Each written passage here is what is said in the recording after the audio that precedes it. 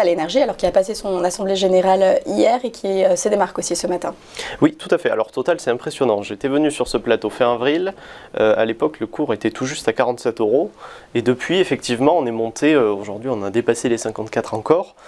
Total, hier, c'est une des valeurs qui a mené le CAC 40. C'est encore une des valeurs qui mène le CAC 40 aujourd'hui. En clair, c'est une des valeurs qui a mené le CAC 40 sur les 3 dernières semaines. Donc c'est une hausse assez importante, on le voit sur le graphique. Je n'ai pas compté les bougies vertes, mais ça fait un certain nombre de semaines qu'on est en performance positive.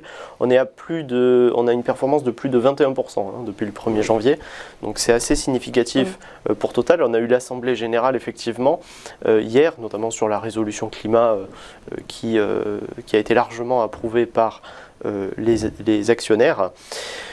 Total, évidemment, c'est très lié au cours du pétrole. On avait un PER assez faible, il faut le dire aussi. C'est-à-dire que le dividende versé était assez faible par rapport à d'autres valeurs. On est passé d'un PER de 7 fin avril à 9 aujourd'hui. Donc on est dans cette logique de normalisation du cours de Total.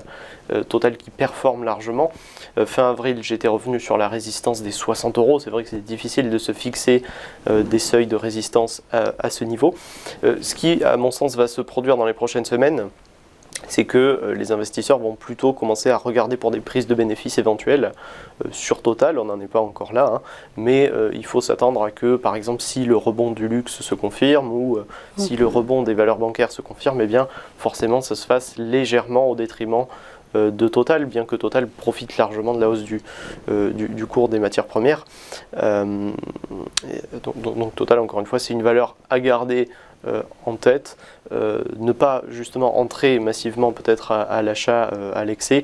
En tout cas, c'est ce que semblent représenter les investisseurs. La force relative performance Total est toujours en surperformance, mais on est en train de dessiner un écart à la moyenne mobile qui est assez important.